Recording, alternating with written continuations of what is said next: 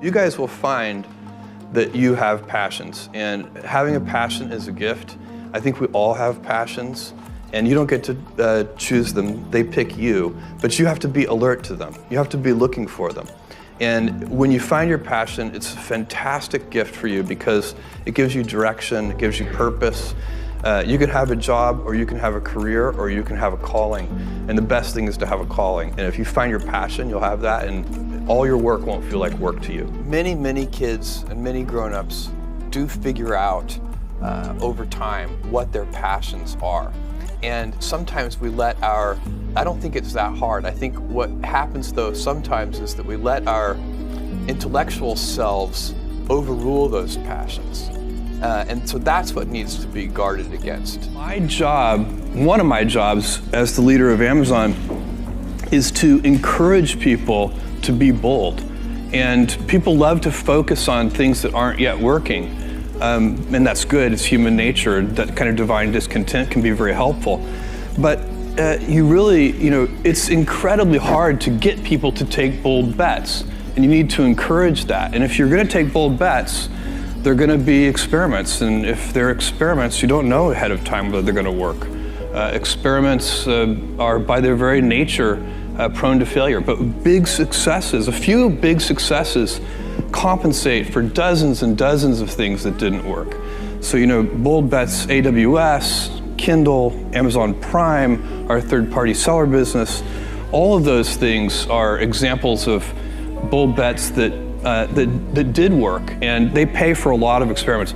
I've made billions of dollars of failures at Amazon.com. Literally, billions of dollars of failures.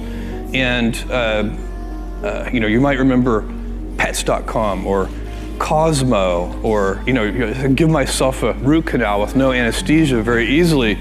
None of those things are fun, but they don't matter. What really matters is companies that don't continue to experiment, companies that don't embrace failure, they eventually get in a desperate position where the only thing they can do is make a kind of Hail Mary bet at the very end of their corporate existence. Whereas companies that are, making bets all along, even, big bets, but not bet the company bets. I don't believe in bet the company bets. That's when you're desperate. That's the last thing you can do. It's not, you could be out of work and have terrible work-life balance. Even though you've got all the time in the world, you could just feel like, oh my God, I'm miserable, and you would be draining energy. And so you have to find that harmony. It's a much better word. And I think for most people, it's about meaning. People want to know that they're doing something interesting and useful. And for us, because of the challenges that we have chosen for ourselves, we get to work in the future, and it's super fun to work in the future for the right kind of person. You need to be nimble and robust. So you need to be able to take a punch, and you also need to be quick and innovative and doing new things at a high speed. That's the best defense against the future. And you have to always be leaning into the future. If you're leaning away from the future is going to win every time. Never, ever, ever lean away from the future. We all have adversity in our lives. I doubt if you really, if you know somebody, any friend or anybody that you talk to, there's no lack of adversity. And by the way, that's good, because it's what teaches us how to get back up. You fall down, you get back up. It always happens. And you get certain gifts in life, and you want to take advantage of those. But I guess my advice on adversity and success would be to be proud not of your gifts, but of your hard work and your choices. So, you may be, the kinds of gifts you get in life, you might be really good at math. It might be really easy for you. That's a kind of gift. But practicing that math and taking it to the next step, that could be very challenging and hard, and take a lot of sweat.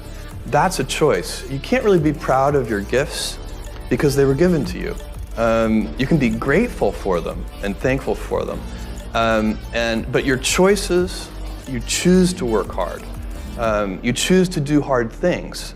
Those are choices that you can be proud of. Being an inventor requires, because the world is so complicated, you have to be a domain expert. I mean, in a way, even if you're not at the beginning, you have to learn enough so that you become a domain expert.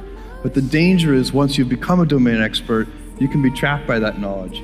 And so inventors have this paradoxical ability to have that 10,000 hours of practice and be a real domain expert and have that beginner's mind.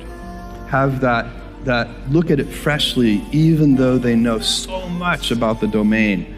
And that's the key to inventing. You have to have both. And I think that is intentional. I think all of us have that inside of us and we can all do it, but you have to be intentional about it. You have to say, yeah, I am going to become an expert and I'm going to keep my beginner's mind. You can't skip steps. You have to put one foot in front of the other. Things take time. There are no shortcuts. And but you want to do those steps with passion and ferocity. It's easy to have ideas. It's very hard to turn an idea into a successful product. There are a lot of steps in between, and it takes persistence, relentlessness. So I always tell people who are, who think they want to be entrepreneurs, you need a combination of stubborn relentlessness and flexibility. And you have to know when to be which. And basically you need to be stubborn on your vision because otherwise it'll be too easy to give up. But you need to be very flexible on the details because as you go along pursuing your vision, you'll find that some of your preconceptions were wrong. And you're going to need to be able to change those things. So I think taking an idea successfully all the way to the market and turning it into a real product that people care about and that really improves people's lives is a lot of hard work. Don't try to chase what is kind of the hot passion of the day. I think we actually saw this, I think you see it all over the place in many different contexts, but I think we saw it in the internet world quite a bit where, at the sort of peak of the sort of internet, mania in say 1999, you found people who were, very passionate about something. They kind of left that job and decided I'm going to, do something in the internet because it's, it's almost like the 1849 gold rush in a way. I mean, you find that people, if you go back and study the history of the 1849 gold rush, you find that, at that time, everybody who was within the shouting distance of California was, they might have been a doctor, but they quit being a doctor and they started panning for gold. And that almost never works. And even if it does work, according to some metric, financial success or whatever it might be, I suspect it leaves you ultimately unsatisfied. So you really need to be very clear with yourself. And I think one of the best ways to do that is this notion of projecting yourself forward to age 80, looking back on your life and trying to make sure you've minimized the number of regrets you have. That works for career decisions, it works for family decisions. Do you want, I have a 14-month-old son, and it's very easy for me to, if I think about myself when I'm 80, I know I want to watch that little guy grow up.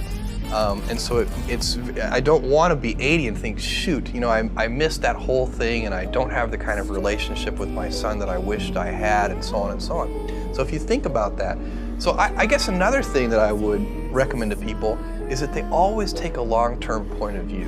And I think this is something about which there's a lot of controversy. There's a lot of people, and I'm just not one of them, believe that you should live for the now. I think what you do is you think about the great expanse of time ahead of you and try to make sure that you're planning for that in a way that's going to leave you ultimately satisfied. So this is just this is the way it works for me. And I mean, everybody needs to find that for themselves. So I think there are a lot of paths to satisfaction, and you need to find one that works for you.